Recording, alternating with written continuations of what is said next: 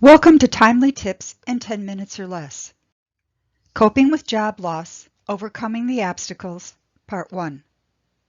My name is Kathleen Canfield, and I am the Director of the Job Placement Resource Center at Harper College. In collaboration with Business and Career Services, located at North Suburban Cook County American Job Center, I will be presenting this workshop for you. This presentation is provided in two parts. Part 1 will talk about coping with job loss, the emotional stages you could be going through, and how to overcome these obstacles. Part 2 discusses next steps to take in your job search journey. This is a general overview, and some things might not apply to you, so take what you can out of this workshop and hopefully use it to better manage your job search. Feel free to start and stop this presentation so that you can process the information and take a break if you need to.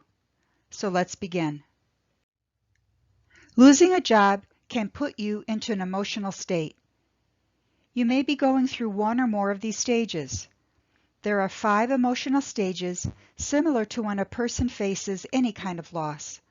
They are shock, denial, and disbelief, fear and anxiety, resistance, anger, and blame, acceptance and exploration, and commitment.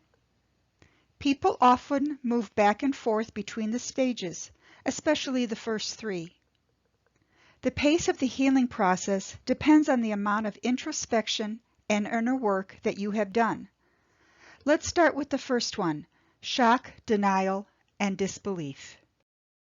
When you first lose your job, you can't believe this has happened, especially in this time. With the COVID virus, there are so many people who are out of work, and it's difficult to handle. Not only the job loss, but everything else that could be happening around you.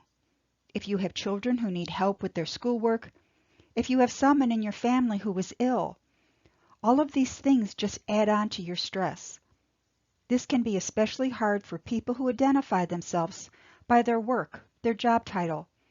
So take the time to process or absorb some of the feelings until that hurt begins to recede. You just may need a sympathetic listener.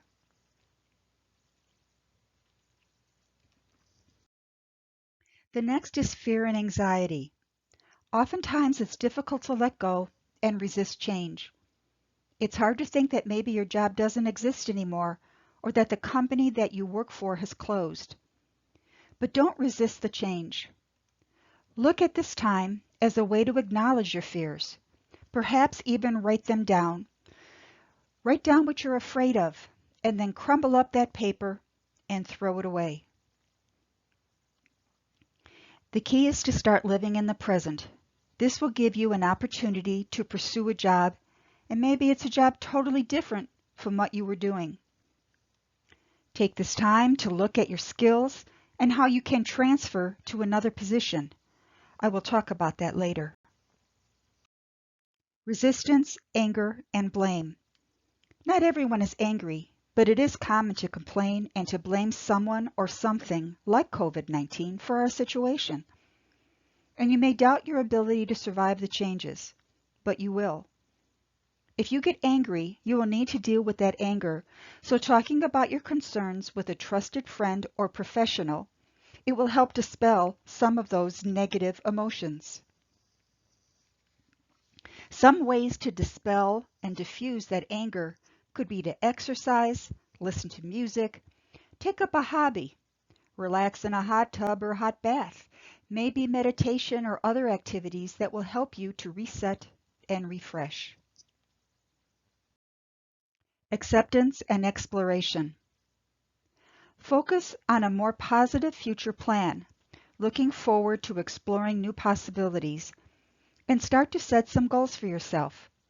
I find it best to write them down, otherwise they just swirl in my head and nothing actually gets done. So you'll want to explore and prepare to pursue a new job. This is one spot where you may go back in the stages to fear and anxiety or anger, because it can be hard to evaluate your skills or search for a new career. It's okay. Just try to come back to the acceptance and exploration stage so you can move forward. On the last slide of this presentation, I've given you some resources for exploration, both personal and job. Commitment. Focus on this new course of action, and you will find that you are adapting to new situations. This may take some time. Most people find it easy to focus on the negative and go backwards, so know that you'll probably go through these stages more than once. But commitment to finding a new job and start to identify your skills. Perhaps take a class. It doesn't have to be something long-term or a degree. It could be one class on a Microsoft product or learn a new software. LinkedIn Learning is a great resource.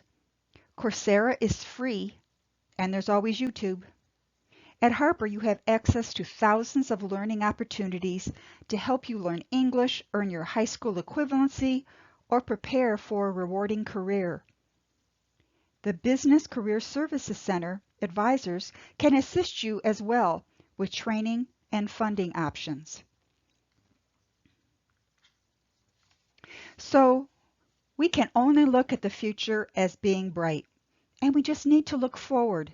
I know it's difficult in this climate, but we have to do what we can right now, and it has to get better. People who have a positive attitude, work hard, and follow their hearts usually come out ahead.